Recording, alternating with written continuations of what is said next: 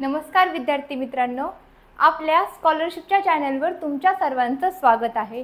तर पहा, आपण गेल्या सेशनमध्ये तुमचा जो इतिहासाचा चौथा चॅप्टर आहे भारतीय कलांचा इतिहास हा चॅप्टर अभ्यासायला आपण सुरुवात केली होती। ठीक आहे, आपला निम्मा चॅप्टर अभ्यासून झालेला आहे। पहा, निम्म्यापेक्षा जास्त झालेला आहे तसे पाहिले तर। फक्त आपला त्यातला चौथा पॉइंट जो आहे कला, उपयोजित कला आणि व्यवसायाच्या संधी, म्हणजे त्या कलेमध्ये कलेच्या क्षेत्रात व्यवसायाच्या कोणती संध्या उपलब्ध आहेत, कोणत्या संधी आहेत, तो आपला पॉइंट राहिलेला आहे। तर पहा, आता मी एक थोडीशी 2 मिनिटात तुमची रिव्हिजन घेते। आपण आतापर्यंत काय पाहिलं आहे पहा, भारतीय कलांचा इतिहास या तुमच्या चॅप्टरमध्ये आपण काय काय पाहिलं। पहिल्यांदा म्हणजे आपण कला म्हणजे काय हे पाहिलं। मग मी तुम्हाला सांगितलं होतं कला म्हणजे काय असतं, आपल्या समोर जे आपल्याला जे आलेले अनुभव आणि त्याच्याने जे आपल्याला ज्ञान प्राप्त झाले त्याद्वारे आपण काय करतो, ते ज्ञान सर्वांना म्हणजे सर्वांपर्यंत पोहोचवण्याचा काय करतो, प्रयत्न करतो। आणि हे करत असताना जे सौंदर्य निर्माण होते त्यालाच काय म्हणतात पहा, कला म्हटले जाते। मग याची विभागणी कशी होते, ललित कला म्हणजे काय, परत पहा दृक कला, भारतामधील दृक कला परंपरा म्हणजे काय असते ते पाहिलं आपण। त्यानंतर अभिजात कला पाहिली। ठीक आहे, त्यानंतर पहा आपण काय पाहिलं। मग आता पहा, आपला चौथा पॉइंट आहे कला, उपयोजित कला आणि व्यवसायाच्या संधी कलेमधल्या। ठीक आहे, पहा आता कलेचा इतिहास ही एक ज्ञानशाखा आहे। त्या क्षेत्रातील संशोधनाच्या आणि व्यवसायाच्या संधी उपलब्ध होऊ शकतात। कुठे कुठे पहा, मग जे कलेचे अभ्यासक असतात पहा, कलेचे अभ्यासक असतात त्यांना पत्रकार हे जे डिपार्टमेंट असतं, पत्रकार जे आहे त्या शाखेत देखील, त्या क्षेत्रात देखील ते लोक काम करू शकतात। पहा, तसेच मी मागच्या लेक्चरमध्ये सांगितलं होतं, हा मागच्या लेक्चर मधला आपला शेवटचा पॉइंट झालेला होता। पहा, तो मी रिपीट करते कारण तुमचं व्यवस्थित कंटिन्यू तुमचं लेक्चर तुम्हाला समजावं। ठीक आहे, पहा मग आता काय अभ्यासक्रम, जे अभ्यासक असतात कलेच्या इतिहासाचे ते पत्रकार जे क्षेत्र आहे त्याच्यात देखील अभ्यास करू शकतात, त्यात देखील ते काम करू शकतात। तसेच पहा, कला वस्तूंची खरेदी विक्रीचे पण एक स्वतंत्र जग आहे, बरोबर आहे। तिथे कलांचे मूल्य ठरवण्यासाठी, कला वस्तू नकली आहे का नाही पारखण्यासाठी काय लागतात, तज्ञ जे असतात त्यांची गरज असते। ठीक आहे, त्यासाठी तज्ञ लोकांची काय असते, गरज असते, ज्यांचा सखोल अभ्यास असतो। पहा, मी तुम्हाला आधी पण त्या सेशनमध्ये तुम्हाला उदाहरण सांगितलं असतं, एक डायमंड असतो म्हणजे हिरा असतो, मग हिऱ्याची पारख आपल्या सामान्य लोकांना असते का, नसते। ठीक आहे, पहा मग हिरा तो असली आहे का नकली आहे हे कोणाला कळतं, आपल्याला कळणार का, नाही कळणार। त्यामुळे काय करणार, त्या क्षेत्रात ज्याचा अभ्यासक आहे, तो ज्या अभ्यास आहे, तो ज्या क्षेत्रात पारंगत आहेत, तज्ञ आहेत, त्यांची गरज पडणार आहे आपल्याला, बरोबर आहे की नाही। त्याचप्रमाणे या कलांच्या वस्तूंची देखील एक वेगळं स्वतंत्र जग आहे, तिथे देखील तज्ञांची आवश्यकता असते। हा तुम्हाला कारणे द्यायला देखील हा प्रश्न येऊ शकतो की कलेच्या इतिहासाचा सखोल अभ्यास करण्यासाठी तज्ञांची गरज असते। मग का असते तो तुम्हाला हे लिहिता आलं पाहिजे। ठीक आहे, चला आता सांस्कृतिक वारशाचे जतन आणि संवर्धन तसेच पर्यटन ही पण आता काय झाली, नव्याने विकसित होणारी क्षेत्रे आहे। ठीक आहे, सांस्कृतिक वारसा आपण जतन केला पाहिजे। आपण तसं तर इतिहास सर्व आपण जे मागच्या पिढीने आपल्याला दिलंय, आपण जे पुढच्या पिढीला जे समजवायचं असेल इतिहास, पुढच्या पिढीला कसा कळणार, आपण जतन केल्याशिवाय कळणार का, नाही। मग आपण जतन संवर्धन केलं पाहिजे। ठीक आहे, आपले जे वारसा आहेत, वास्तू आहेत, जे त्याचा आपण जतन केले पाहिजे। ठीक आहे, जे शिल्पे असतात, जे आपल्या सांस्कृतिक वारशामध्ये येतात, ह्या सगळ्या गोष्टी पहा। मग पर्यटन हे पण काय झालंय, पर्यटन या क्षेत्रात पण खूप अशा व्यावसायिक संधी आहेत। पहा, मग व्यावसायिक संधीमध्येच काय निर्माण झाले, पर्यटन हे तुमचं क्षेत्र निर्माण झाले। पहा, तुम्ही पण पहा, आता कसे बरेच जण कशा ट्रिपला जाता, आता तुम्ही पण समर वॅकेशन होतं, ठीक आहे, तुम्ही पण कुठेतरी फिरून आला असता। ठीक आहे, काही पहा अजिंठा वेरूळची लेणी असो, आग्र्याचा ताजमहाल असो, हे कसे एक वास्तू आहे, तिथे लोक किती पर्यटन करतात।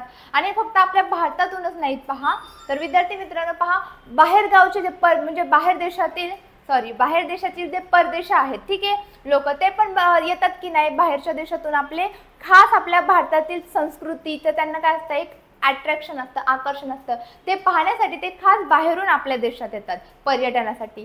म्हणजे पहा, मोठ्या प्रमाणात पर्यटन क्षेत्र पण कसं विकसित झाले पहा। या क्षेत्रामध्ये कलेच्या अभ्यासकांना अनेक व्यावसायिक संधी उपलब्ध होतात। कुठं, संग्रहालयामध्ये, अभिलेखागारमध्ये, ग्रंथालय, माहिती प्रसाराचे तंत्रज्ञान, पुरातत्वीय संशोधन, भारतीय विद्या, या सगळ्या क्षेत्रांमध्ये काय खूप अशा रोजगाराच्या व्यावसायिकाच्या संधी कशा आहेत, उपलब्ध झालेल्या आहेत। ठीक आहे, पहा, अभिलेखागार म्हणजे मी सांगितलं होतं, काय सांगितलं होतं, अभिलेखागार म्हणजे काय असतं पहा, तिथं जुने तुमचे काही इतिहासकालीन जे आपल्याला सापडतात ना पहा, वस्तू सापडतात, जुने कागद सापडले, जुनी नाणी सापडली, काय तुम्हाला सापडले जुने चित्रपट, हे सगळ्याचं आहे ना संग्रह करून ठेवतात. कुठे? त्याला अभिलेखागार असं म्हणतात. ठीक आहे. पाहता नेक्स्ट आता उपयोजित कला. ओके. दृक आणि ललित कलांच्या क्षेत्रात कलेचा केवळ रसिकांनी आस्वाद घेतला पाहिजे, हे काय असतं, ह्याचा प्राथमिक हेतू असतो. ठीक आहे. पहा यांनी सांगितले हा याचा प्राथमिक हेतू असतो. त्याखेरीज म्हणजे त्याच्याशिवाय कलात्मक रचना आणि उपयुक्तता यांची सांगड घालून अनेक प्रकारची निर्मिती केली जाते आणि पहा अशा प्रकारे उपयुक्तता हा हेतू ठेवून जी कला केली जाते त्याला उपयोजित कला असे म्हणतात. हा देखील तुम्हाला प्रश्न येऊ शकतो, उपयोजित कला म्हणजे काय, हा देखील तुम्हाला प्रश्न येऊ शकतो.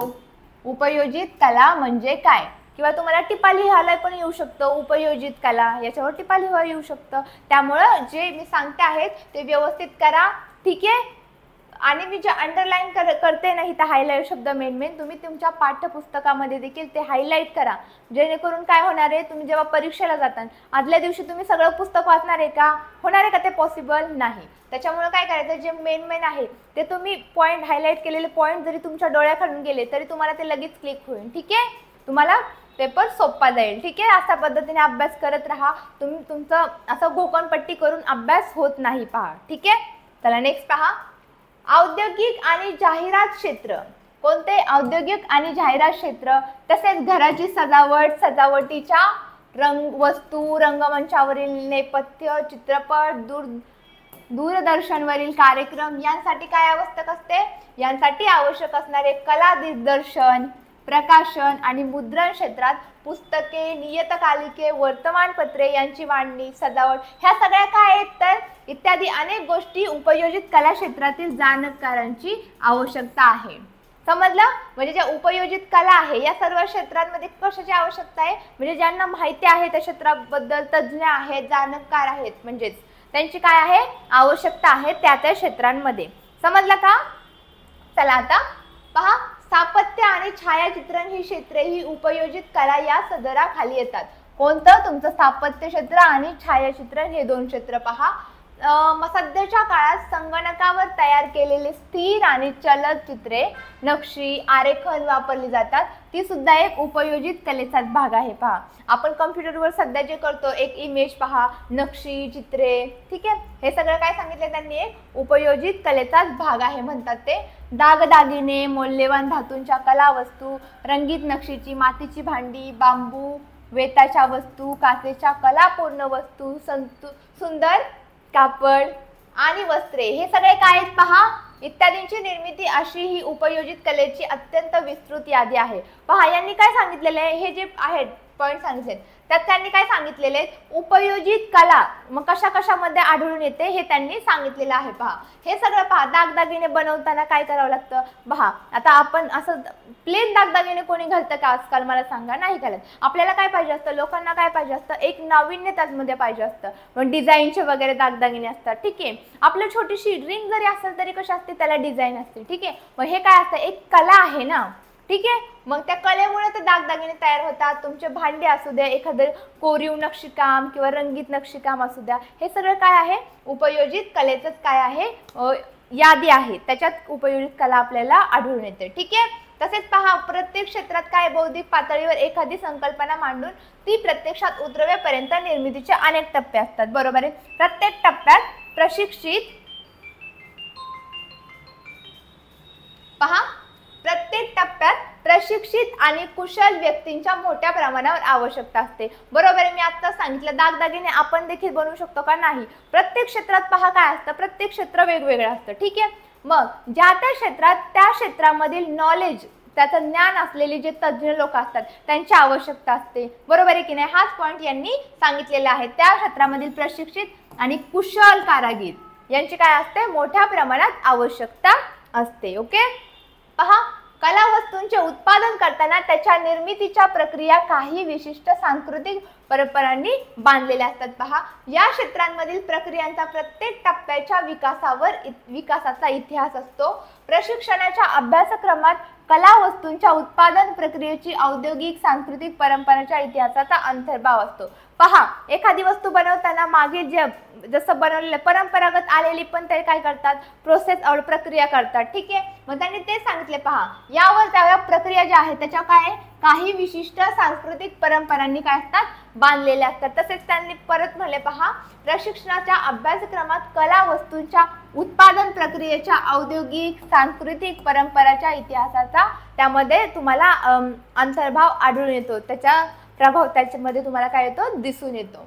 ठीक आहे, वर उल्लेख केलेल्या क्षेत्रांमध्ये तांत्रिक आणि व्यावसायिक शिक्षण देणाऱ्या अनेक संस्था आपल्या भारतामध्ये देखील आहेत। पहा, गुजरातमधील कुठल्या, पहा, गुजरातमधील national institute of design Ahmedabad ही अशा प्रकारे प्रशिक्षण देणारी जगातील अग्रगण्य संस्थांपैकी एक समजली जाते।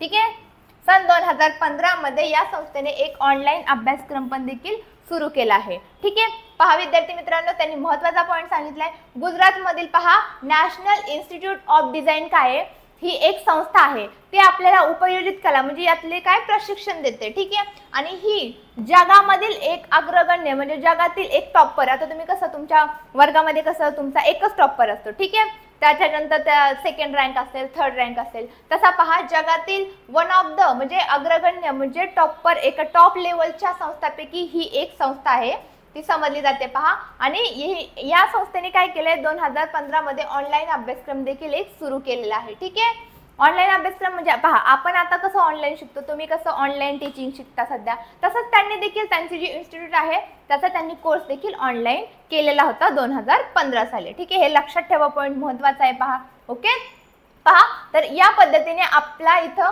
भारतीय कलांचा इतिहास तुमचा जो चौथा पार्ट होता, चौथा चॅप्टर जो होता तुमचा भारतीय कलांचा इतिहास, हा इथं आपण शिकलेलो आहोत। ठीक आहे, यामध्ये आपण काय काय पाहिलं, तुमचा कला म्हणजे काय, नंतर कलेची परंपरा मध्ये 2 विभागणी केली जाते।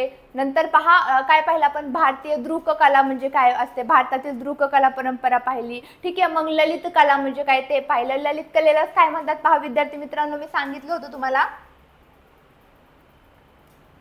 पहा तुमची ललित कलालाच काय म्हणतात,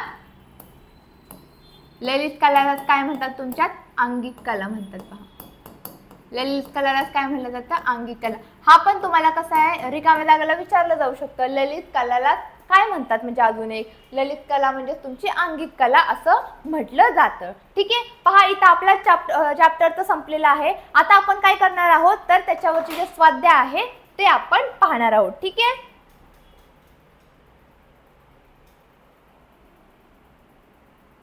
पहा तर आपण स्वाध्याय पाहूयात आता।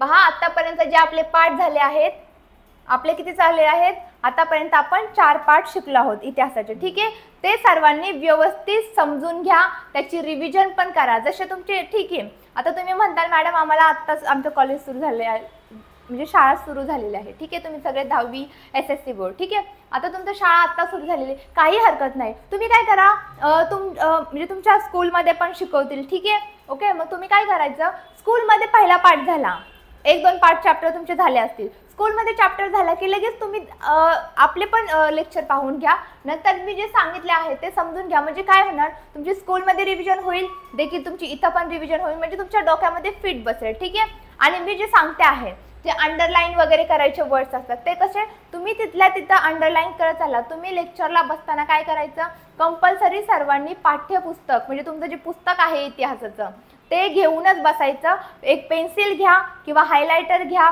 ठीक आहे, आणि जे मी शब्द सांगत आहे इम्पॉर्टंट आहे त्याला तुम्ही अंडरलाईन करून ठेवा, म्हणजे परीक्षेच्या दृष्टीने महत्त्वाचं असेल। परीक्षेच्या आदल्या दिवशी तुम्ही ते देखील वाचलं तरी तुमचं तेवढं युजफुल आहे। ठीक आहे, तुम्हाला पेपर चांगला जाण्यासाठी। ठीक आहे, तुमच्या लक्षात राहील। ओके, पहा आता तुमचा पहिला जे आहे तुमचा प्रश्न आहे, पहा चित्रकला आणि स्वाध्यायामधला चित्रकला आणि शिल्पकला यांचा डॅश डॅश मध्ये समावेश होतो। कशात होतो, दृक कलामध्ये, ललित कलामध्ये, लोककलामध्ये आणि अभिजात कलामध्ये। चला मला सांगा, सांगा मला, लोककला आणि अभिजात कलामध्ये काय होतं का, लोककला आणि अभिजात कला काय आहेत, ह्या 2 परंपरा आहेत, ह्या 2 काय परंपरा आहेत, ठीक आहे. आता मला सांगा चित्रकला आणि शिल्पकला कशाचे दोन्ही कशाचा समावेश होतो यामध्ये? दृककलामध्ये समावेश होतो. कशामध्ये समावेश होतो? आता दृककलामध्ये समावेश होतो. म्हणून हे तुमचं पहिलं कसं आहे उत्तर बरोबर आहे. ठीक आहे, समजलं? म्हणजे पहा तुमचं जे पहिलं उत्तर आहे ते बरोबर आहे. ठीक आहे, चला नेक्स्ट पहा. मथुरा शिल्पशैली कोणत्या काळात उदयास आली? तुमच्या कुशाण काळात, गुप्त काळात, राष्ट्रकूट काळात का मौर्य काळात? हे देखील पहा आपण पाहिलेलं आहे. सांगा मला, चला सांगा, विचार करत चला.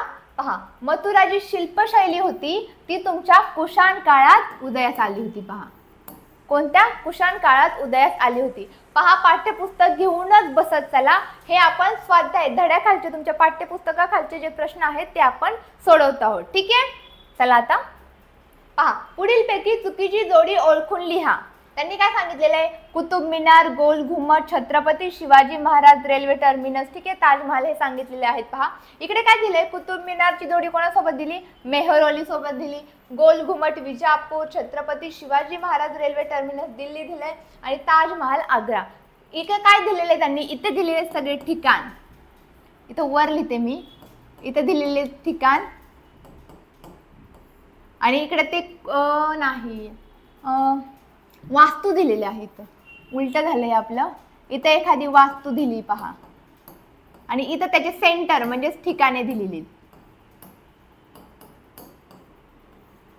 इथं काय दिले? त्यांची ठिकाणे दिलेली. पहा कुतुब मिनार मेहरौलीलाच असतो, माहिती आहे तुम्हाला. तुम्ही त्यासाठी म्हणताय तुम्ही व्यवस्थित चार्ट करा. तुम्ही काय करा, आता हे कोणती ठिकाणे कुठे आहेत त्याचा एक चार्ट करा. कोणतं जर असेल विभागणी असेल परंपरा दृककला, मग त्याचे किती? पहिला, दुसरा. चित्रकला 2 येते. चित्रकला आणि शिल्पकलेचा दृककलेत समावेश लिहितो. असं लिहा, तुम्ही करत चला. ठीक आहे, असे छोटे छोटे तुम्ही मॅप बनवले ना तर तुम्हाला खूप इझी जाईल. आता पहा मी सांगते, इथं काय येणार तुमचा? इथं कसं येणार? तुम्ही असं लिहू शकता. इथं वरती दृककला लिहायचं. मी तुम्हाला कसं लिहायचं सोपं करून सांगते, म्हणजे परीक्षेच्या दृष्टीने तुम्ही पटकन तुमची रिव्हिजन होईल. ठीक आहे, मग इथं तुम्ही लिहायचं चित्रकला, कशा कशाचा समावेश होतो, परत तुमचा शिल्पकला,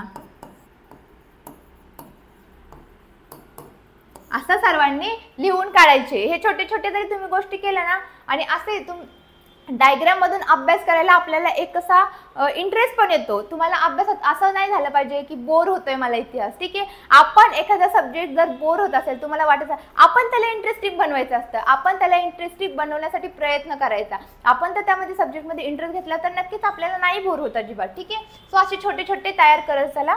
ओके, पहा आता याच्यामध्ये पहा कुतुब मिनार मेहरौलीला आहे, बरोबर आहे. गोल घुमट तुमचा विजापूरला आहे, बरोबर आहे. ताजमहल तर आग्र्याला आहे, हे तर सगळ्यांनाच माहिती आहे. पहा छत्रपती शिवाजी महाराज रेल्वे टर्मिनस आपण पहा जेव्हा चॅप्टर अभ्यासला, ठीक आहे, त्यामध्ये पहा छत्रपती शिवाजी महाराज रेल्वे टर्मिनस कुठे? दिल्लीला आहे का तुमचं?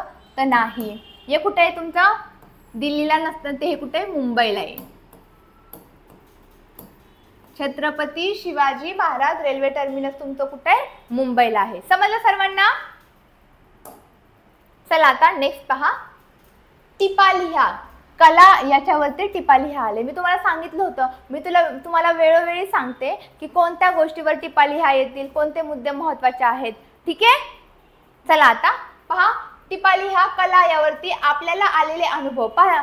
कला तुमचा पहिलाच पॉईंट आहे. आपण कला म्हणजे काय या तुमच्या पहिल्याच पॉईंटमध्ये पाहिलेले आहे. कला म्हणजे काय होतं मी थोडक्यात सांगते. पहा आपल्याला आलेले अनुभव आणि त्यातून जे ज्ञान मिळतं ते आपल्याला काय दुसऱ्यांना सांगावं वाटतं. पहा दुसऱ्यांना सांगावेसे वाटते. ठीक आहे, मग ते आपल्या मनातील भावना व्यक्त कराव्यात ही माणसाची काय असती? प्रवृत्ती असते. म्हणजे तुम्हाला पण वाटतं ना तुमच्या मनात जे आहे ते सगळ्यांपर्यंत पोहोचलं पाहिजे. मग आपल्याला जी कला येते, एखाद्याला गिटार वाजवता येते, एखाद्याला डान्स करता येतो, मग आपल्याला वाटतं ना सगळ्यांपर्यंत पोहोचावं की बाबा मला हे येतं, जमतं, मला डान्स येतो, मला चित्र काढायला जमतं किंवा मला ॲक्टिंग जमते. त्याचप्रमाणे ती माणसाची सहज प्रवृत्ती आहे असं यालाच म्हणतात. पहा या सहज प्रवृत्तीची जेव्हा एखादी सौंदर्यपूर्ण निर्मिती केली जाते तिला काय म्हणतात? पहा कला असं म्हणतात. ठीक आहे, ही झाली तुमचा पहिला पॉईंट, कलाची डेफिनेशन म्हणजे व्याख्या झाली. नंतर काय सांगायचं तुम्ही, ही कला जी असते ती विविध घटकांची अनुभूती देणारी मांडणी असते. बरोबर, ही मांडणी तुम्ही पहा. शिल्प म्हणजे उदाहरणे द्यायची, कला कशा कशामध्ये तुम्हाला दिसते. शिल्पकला असू शकते, गायन, चित्र, नृत्य, वादन,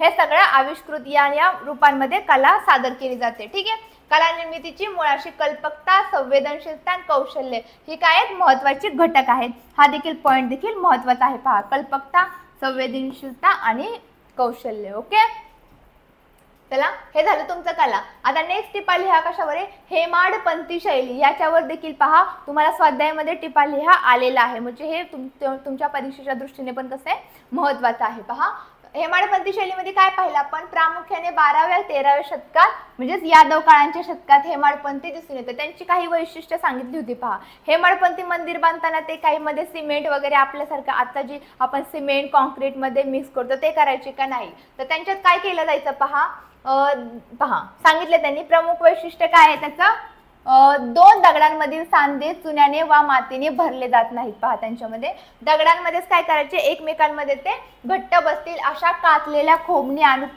कुसू यांच्या आधाराने ते काय करायचे, भिंत उभारायची. ठीक आहे, हेमाडपंथी मंदिराच्या बांधणीत प्रामुख्याने कसं तारकाकृती बांधकाम आढळायचे. म्हणजे काय करायचं ते पहा, बाह्य भिंती अनेक कोणामध्ये विभागले जायचे आणि त्याचा परिणाम काय होता, या दगडी भिंतीवरील देवतांची कोरे शिल्पे पर्यटकांना आकर्षून घेतात. पहा, आकर्षून घेतात. ठीक आहे, आकर्षून घेतात. महाराष्ट्रात पहा, या देवतांची आकर्षण घेतात. महाराष्ट्रभर अशी उभी असलेली हेमाडपंथी शैलीतील मंदिरे तत्कालीन शिल्प आणि स्थापत्यकलेचा विकास दर्शवतात. ठीक आहे, समजलं सर्वांना. खूप इझी आहे, आपण चॅप्टर पाहिलेला आहे त्याच्यामुळे तुम्हाला सहज हे उत्तर लिहिता येईल. फक्त तुम्ही व्यवस्थित याचा अभ्यास एकदा करून घ्या, 1-2दा आपलं लेक्चर रिवाइज करा, तुम्हाला नक्कीच लक्षात राहील. ओके, चला नेक्स्ट पहा. टिपा लिहिला कशावर, मराठा चित्रशैली. याच्यावर पण टिपा लिहा, हा प्रश्न आलेला आहे. पहा, ठीक आहे, चला काय आहे ह्याच्यावरती, मराठा चित्रशैली. ठीक आहे, आपण पाहिलेला होता हा पॉइंट पण. पहा, सचित्र हस्तलिखित पोथ्या, परत पोथ्यांच्या खाली आणि वर ठेवण्यात येणाऱ्या पहा असतात ना लाकडी फळ्यांवरील चित्रे असोत किंवा काच चित्रे, भित्तिचित्रे या विविध स्वरूपात काय आढळून येतं. पहा, जी तुमची मराठा चित्रशैली आहे ही आढळून येते. म्हणजे याची उदाहरणे कुठे आहेत, उदाहरणे काय काय आहेत, ही म्हणजे चित्रशैली कुठे आढळून येते हे त्यांनी सांगितले. कुठे कुठे आढळून येते, तुमच्या पोथ्या असू द्या हस्तलिखित, त्या पोथ्यांच्या खाली आणि वर जे ठेवण्यात येणारी लाकडी फळे असतात त्यांच्यावरची चित्रे किंवा तुमची काच चित्रे, भित्तिचित्रे यांवरती ही मराठा चित्रशैली तुम्हाला काय येते, आढळून येते. ठीक आहे, पहा आता या शैलीतील चित्रे रंगीत असून म्हणजे कशी आहेत ती, रंगीत असून ती भित्तिचित्रे आणि हस्तलिखितांमधील लघुचित्रे यांच्या स्वरूपात आहे. ठीक आहे, चला तोपर्यंत वाचा हे.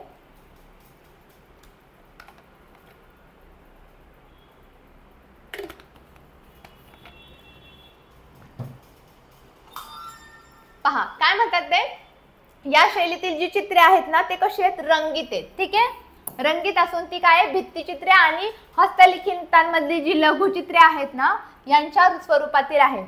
म्हणजे ही रंगीत असून ती लघुचित्रांच्या स्वरूपात आहेत. ठीक आहे, पहा वाड्यांचा दर्शनी भाग, दिवाणखाने, मंदिरांचे जे मंडप असतात ते, शिखरे, छत यांवरती काय हे पण उदाहरणे आहेत. पहा, ही भित्तिचित्रे आहेत ना, त्यातला भित्तिचित्रे कशामध्ये मेन्शन आहे, भित्तिचित्रेचा पण समावेश कशात होतो, तुमच्या मराठा चित्रशैली आहे याच्यामध्ये समावेश होतो. आणि भित्तिचित्रेमध्ये काय काय येतं पहा तुमचं, त्याची उदाहरणे काय, तुमचा वाड्यांचा दर्शनी भाग असतो, दिवाणखाने असतील किंवा तुमच्या मंदिराचे मंडप असतात, शिखरे, छत यांमध्ये आढळून येतात ती भित्तिचित्रे. या चित्रशैलीवर कोणाचा प्रभाव होता, राजपूत माळवा चित्रशैलीचा तसेच युरोपीय चित्रशैलीचा काय होता, प्रभाव होता, हे त्यांनी सांगितलं आहे. पहा, ठीक आहे, मी आता जे पॉइंट हायलाइट केलेले हे कशाची कोणती उदाहरणे आहेत, ही सगळी उदाहरणे तुमची तोंडपाठ झाली पाहिजे, हे तुम्हाला विचारणारच आहे. ठीक आहे, हे महत्त्वाचे आहेत. टिपा लिहा जे दिलेल्या आहेत त्या महत्त्वाच्या आहेत. तुम्हाला मराठा चित्रशैलीमध्ये पण मी शिकवताना पण सांगितलं होतं, जे हायलाइट पॉइंट केले होते तेव्हा पण. ठीक आहे, तेव्हा जरी नसतील केले तरी आता देखील हायलाईट करून घ्या, हे खूप महत्त्वाचं आहे. ठीक आहे. इथं त्यांनी काय सांगितले, ह्या ज्या मराठा चित्रशैलीमध्ये कोणते पॉईंट आढळून येतात ते सांगितले, तर त्यांची उदाहरणं कोणते ते देखील त्यांनी सांगितले. पहा. ठीक आहे. चला नेक्स्ट पाहूयात. पहा, पुढील विधाने सकारण स्पष्ट करा. कलेच्या इतिहासाचा सखोल अभ्यास असणाऱ्या तज्ञांची आवश्यकता असते. पहा, मी आत्ताच सांगितलं. ठीक आहे. आत्ताच आपला ज्या आजच्या सेशनचा पहिला पॉईंट सांगितला मी की का असते. मी तुम्हाला हे पण सांगितले की हा प्रश्न तुमचा नक्कीच विचारला जाणार. का? पहा, मी आत्ताच मागाशी उदाहरण पण दिलं. पहा, हिऱ्याचं उदाहरण दिलं. आपल्या सर्वांना हिरा ओळखता येणार आहे का? तो असली आहे का नकली आहे, खरा आहे का खोटा आहे? त्यासाठी काय लागणार?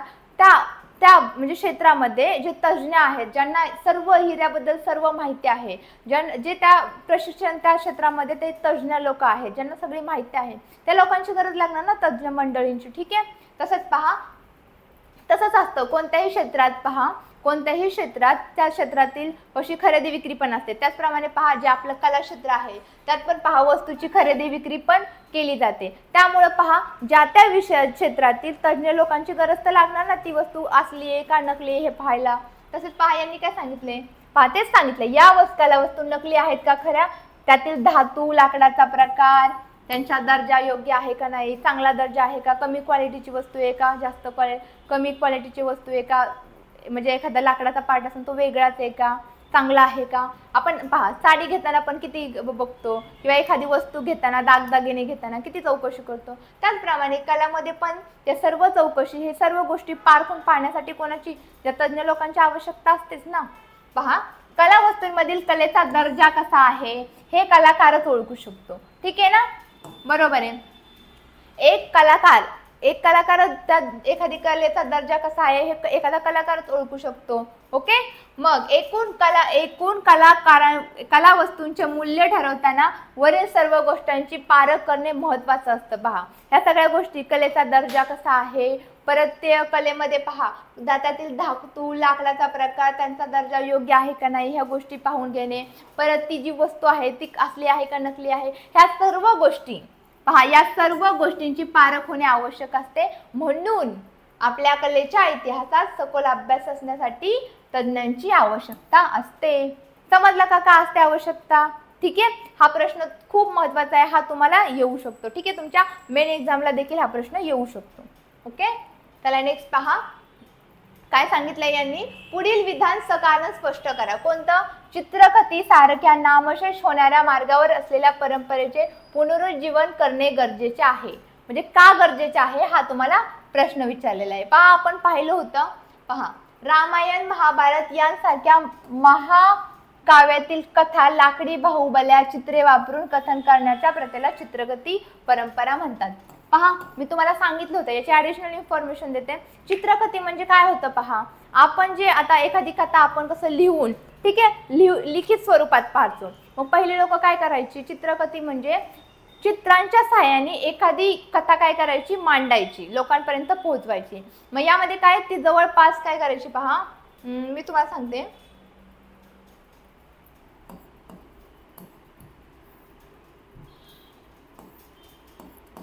चित्रकथी, मग यामध्ये काय होतं, चित्रे वापरून काय करायचे ते लोक कथा मांडायची. यामध्ये जवळपास एक कथा मांडण्यासाठी ती 30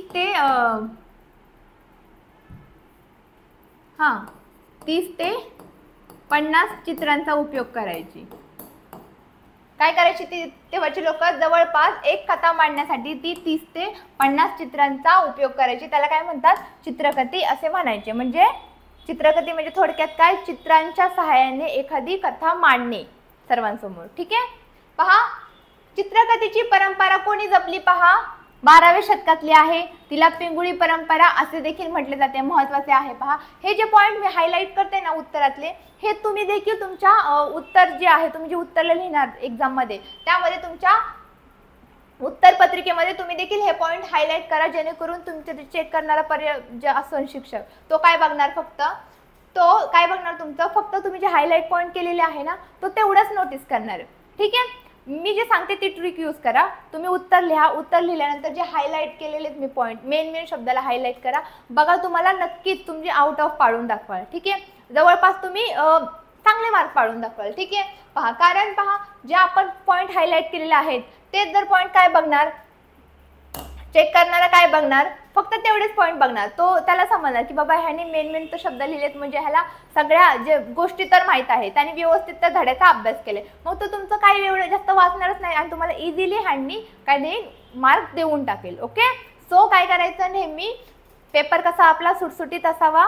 प्लस हे हायलाईट तुम्ही केले, थोडीशी लाईन ओढली हायलाईट केलं तरी काही हरकत नाही. ठीक आहे, पहा आता यामध्ये काय आहे, कागदावरील चित्रे काढून नैसर्गिक पदार्थांपासून बनवलेल्या रंगाने ही चित्रे काय केली जायची, रंगवली जायची. पहा कथा साधारणपणे अर्धा तास ते 50 मिनिटाच्या कालावधीत कथन केले जात होते.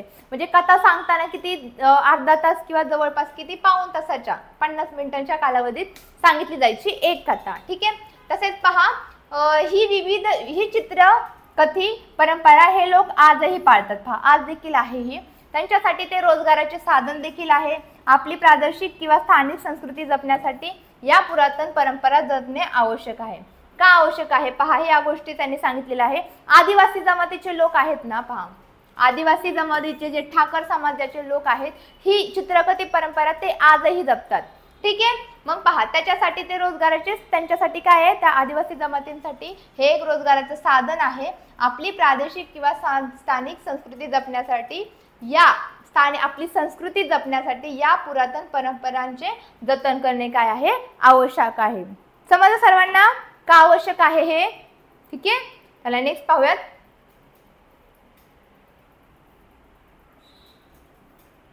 पहा पुढील प्रश्नांची सविस्तर उत्तरे लिहा. पहा काय सांगितले त्यांनी सविस्तर उत्तरेमध्ये, लोकचित्रकला शैली विषयी सविस्तर माहिती द्या. पहा लोकचित्रकला शैली, आता ह्यांनी सविस्तर उत्तरे द्यामध्ये हा प्रश्न विचारलाय. हा प्रश्न तुम्हाला टिपा लिहामध्ये पण विचारू शकतात की लोकचित्रकला जी शैली आहे त्याच्यावर टिपा लिहा.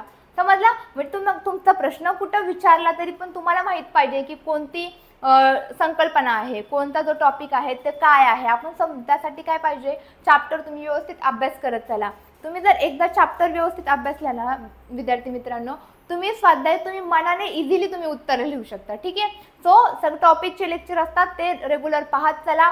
ठीक आहे, पहा मग काय येणार तुमचं. पहा अश्मयुगीन काळापासून गुहाचित्रांची परंपरा चालू आहे. पहा तसेच या चित्रांमधून लोकचित्र शैलीचे काय होते, जतन केले जाते. पहा कोणत्या काळापासून, मी तुम्हाला लेक्चरच्या वेळेस पण सांगितलं होतं, गुहांमध्ये जे पहिले अश्मयुगीन काळातील लोक गुहेत राहायचे तेव्हापासून ही परंपरा चालू आहे. ठीक आहे, पहा गुहाचित्रांमध्ये पहिलं काय करायचं, प्राणी, मनुष्याकृती, झाडे, शिकारीचे प्रसंग याची चित्र आपल्याला आढळून येतात. नंतर यामध्ये काय झालं, बदल घडून आले. नंतर शेती वगैरे, माणूस काय करायला लागला, शेती वगैरे करायला लागला. नंतर त्याप्रमाणे हे जे चित्रे आहेत ना त्याच्यात पण बदल घडून आले. मग मानव काय करायचा त्या काळचा, नंतर त्या चित्राला बदलते स्वरूप प्राप्त झाले. मग नवीन प्राणी, शेती, जीवन, वनस्पती या सर्व गोष्टींवरती काय या चित्रांचा, या सर्व आकृतींचे मनुष्य रेखाटन करू लागला. ठीक आहे, नंतर तो चित्रांमध्ये वापरल्या गेलेल्या रंगामध्ये देखील फरक होत गेला.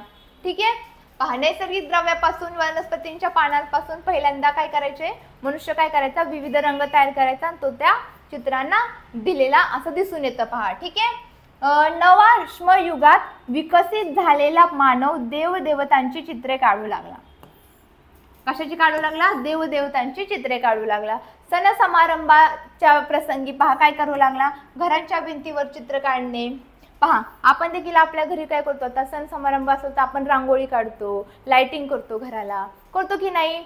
तसंच त्यावेळी काय करायचं, मग मानव आपल्या जे घराच्या भिंती असतील त्याच्यावरती चित्रे काढायचा, अंगणात रांगोळी काढायचा. पहा म्हणजे ती परंपरा आज तागत चालू आहे, अंगणात रांगोळी काढणे. पहा अशा स्थानिक परंपरा लोकचित्र शैलीची काय याच्यातून विकसित झाली आहे. पहा वारली चित्र परंपरा, चित्रकथी परंपरा, लघुचित्र ही काय शैली यामध्ये आढळते. कशामध्ये पहा, तुमची वारली चित्र परंपरा, चित्रकथी परंपरा, लघुचित्र परंपरा अशा अनेक लोकचित्रकला शैली आढळतात. म्हणजे लोकचित्रकला जी शैली आहे त्याच्यामधलेच काय आहेत तुमचे वारली चित्र परंपरा एक आहे, तुमची परत चित्रकथी परंपरा आहे, लघुचित्र म्हणजे त्या ह्या 3 ज्या परंपरा आहेत ह्या कशाच्या आहेत उप लोकचित्रकला शैलीमधल्याच ह्या उप आहेत. ठीक आहे, हा पॉईंट समजला. चला नेक्स्ट पहा, भारतातील मुस्लिम स्थापत्य शैलीचे वैशिष्ट्य सोदाहरण स्पष्ट करा. सांगा मला. हे देखील आपण पॉईंट आहे ना आपल्या चॅप्टर सुरू असताना आपण व्यवस्थित हा पॉईंट देखील पाहिलेला आहे. ठीक आहे,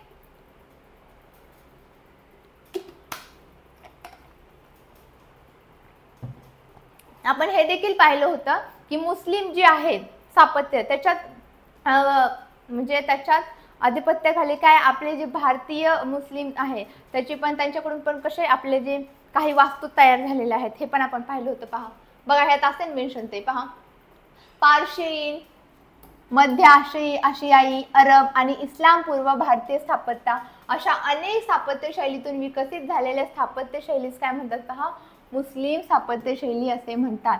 हे तुमचा थोडक्यात ही व्याख्या आहे. हा तुमचा पहिला पॉईंट हा आलाच पाहिजे.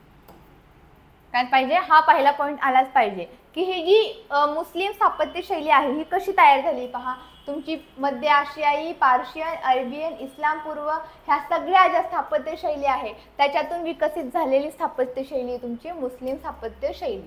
ठीक आहे, पहा मग आता यांनी काय सांगितले, मध्ययुगीन भारतात मुस्लिम सत्ताच्या काळात विकसित झालेल्या ही जी स्थापत्य शैली आहेत त्याचे आपल्याला वैशिष्ट्य सांगायला लावलेत ना आणि उदाहरणासोबत ते त्यांनी सांगितले. या स्थापत्य शैलीत बांधलेला कुतुब मिनार काय आहे, जगातील सर्वात उंच आहे. पहा म्हणजे त्यांनी काय सांगितले, वैशिष्ट्य कोणते आहे ह्या शैलीचं आणि ते कशा उदाहरण देऊन त्यांनी काय सांगायला लावले आपल्याला स्पष्ट करायला लावले.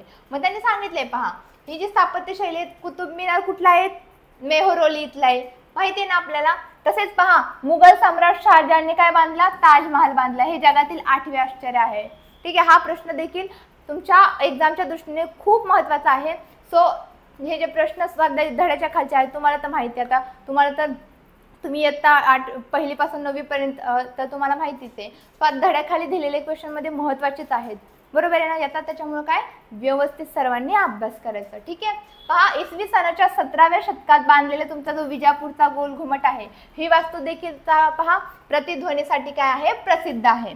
फतेहपूर येथील काय आहे सम्राट अकबराने बांधलेले राजवाडा आणि बुलंद दरवाजा त्याच्या उंचीसाठी फेमस आहे. कशासाठी, उंचीसाठी आणि भव्य जी आहे ही वास्तू त्याच्यासाठी काय आहे तो प्रसिद्ध आहे. पहा दिल्ली आणि आग्रा येथील बांधलेले लाल किल्ले विस्तीर्ण आणि देखणे आहेत आणि विस्तीर्ण असे माणसांना आकर्षित करणारे आहेत. पहा ह्यावरील सर्व वास्तू मुस्लिम स्थापत्याची काय आहेत, एक उदाहरणे आहेत, नमुने आहेत. ह्याच वैशिष्ट्य या सर्वांवरून त्यांनी वैशिष्ट्य पण सांगितलेत. पहा कुतुब मिनार सांगितलंय किती फूट आहे, सर्वाधिक उंच हे त्याचं वैशिष्ट्य आलं. जे ताजमहाल बांधलेलं आहे ते जगातील 8वे आश्चर्य मानलं जातं. हे एक महत्त्वाचा पॉईंट आहे. तसेच 17व्या शतकात जो बांधलेला विजापूरचा गोल घुमट आहे हा कशासाठी प्रसिद्ध आहे, प्रतिध्वनी म्हणजे काय होतं त्याच्या गोल घुमट जो मधला पार्ट आहे ना, पहा विजापूरचा जो गोल घुमट आहे त्याच्या मधल्या पार्ट मध्ये तुम्ही जर काही कुजबुजला हळू आवाजात बोलला तरी काय होतं इको क्रिएट होतो. म्हणजे सगळीकडे त्याचं 2-3 वेळा त्यांना रिपिटेशन होतं. ठीक आहे, पहा तसेच पहा अकबराने बांधलेले राजवाडे ते बुलंद दरवाजे कशा त्याच्या उंचीसाठी भव्य असे वास्तू आहेत ह्या त्या उंचीसाठी त्याच्या प्रसिद्ध आहेत त्याच्या भव्यतेसाठी. आणि दिल्ली नागराला जे लाल किल्ले बांधलेत सॉरी पहा हे विस्तीर्ण देखणे आहेत. हे सर्व काय वैशिष्ट्य आहेत. समजलं. नेक्स्ट पहा कला क्षेत्रात व्यवसायाच्या कोणत्या संधी उपलब्ध आहेत. मी आत्ताच तुम्हाला सांगितलं कला क्षेत्रात कोणत्या संधी उपलब्ध आहेत.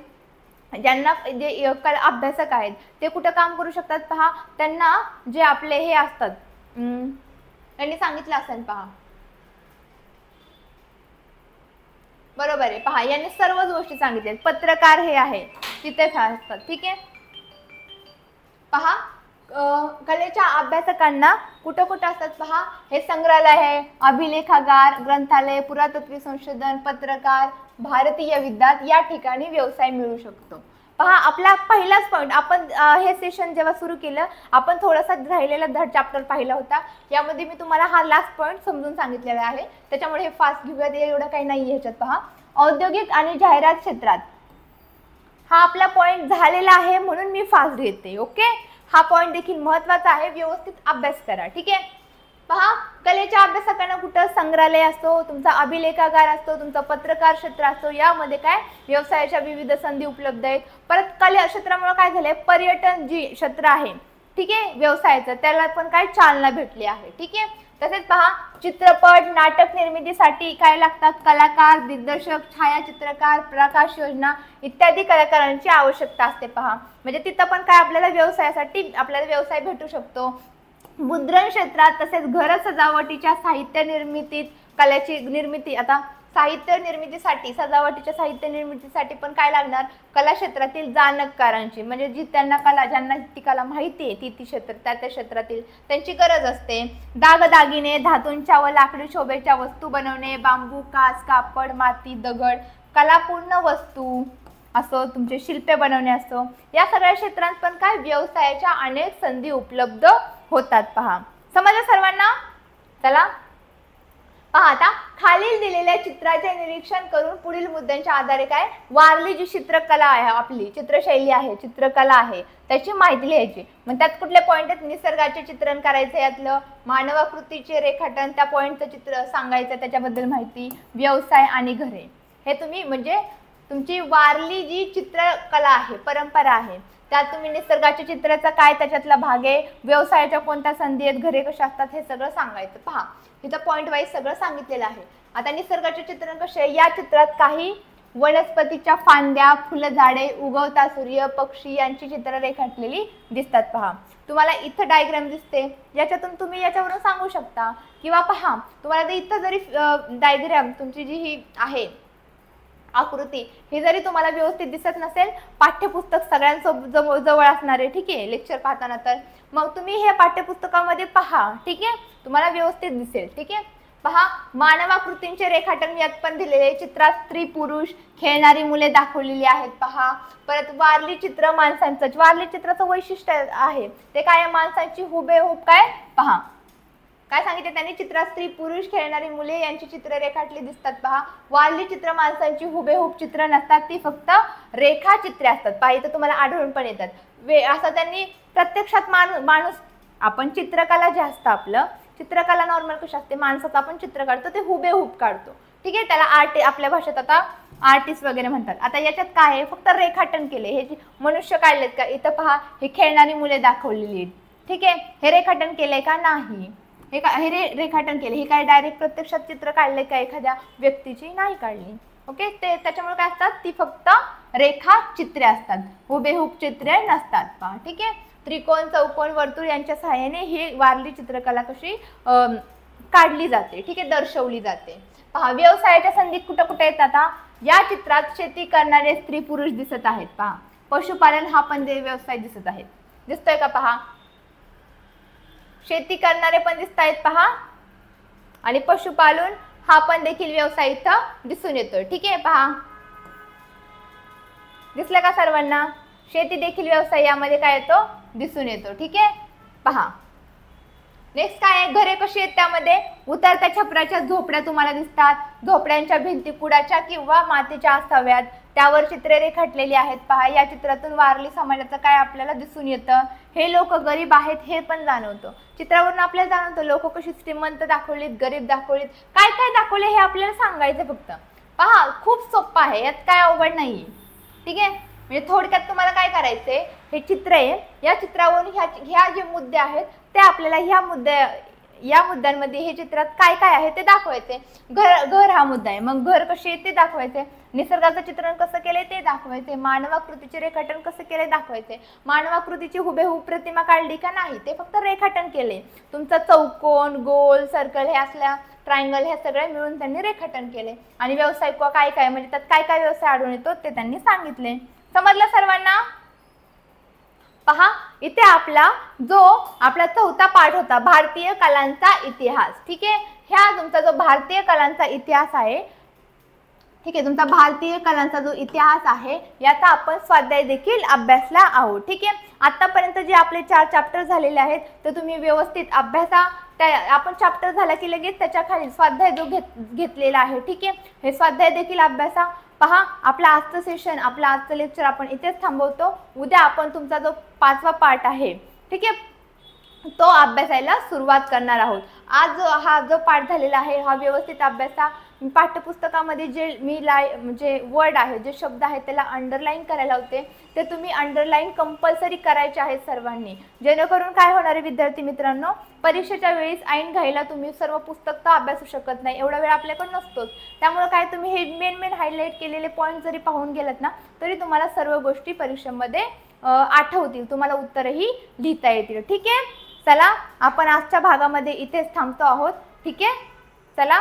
तसेच पहा, अजूनही कोणी ॲडमिशन घेतलं नसेल, ठीक आहे, आपल्या 10वीच्या बॅचचं अजूनही कोणी ॲडमिशन जर घेतलं नसेल तर आपल्या डब्ल्यू अकॅडमीमध्ये पहा, सध्या ॲडमिशन चालू आहे 10वीसाठी. लवकरात लवकर सर्वांनी ॲडमिशन घेऊन टाका. ठीक आहे, तसेच पहा,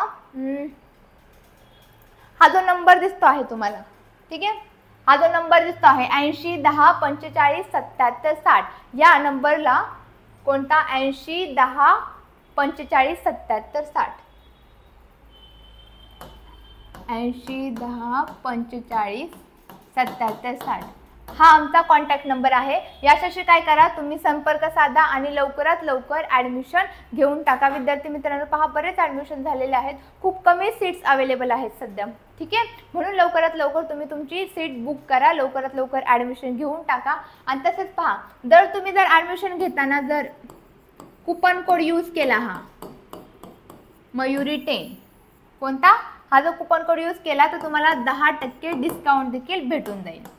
समजलं, म्हणजे तुम्हाला ॲडमिशन घेताना 10% डिस्काउंट पण भेटून जाईल. ठीक आहे, चला आजच्या भागामध्ये आपण इथेच थांबूयात. चला, थँक्यू सो मच.